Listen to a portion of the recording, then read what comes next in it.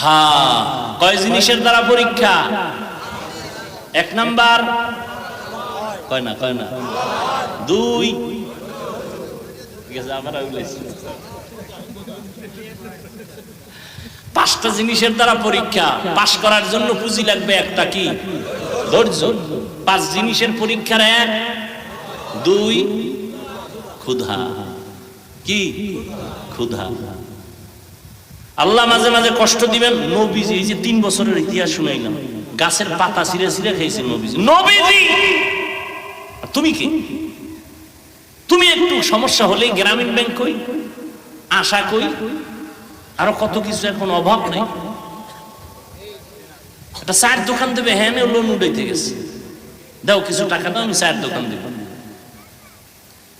1 cup চা খাবা, আধা ঘন্টা টেলিভিশন ফ্রি, ফ্রির দেশ চলতেছে, ফ্রি।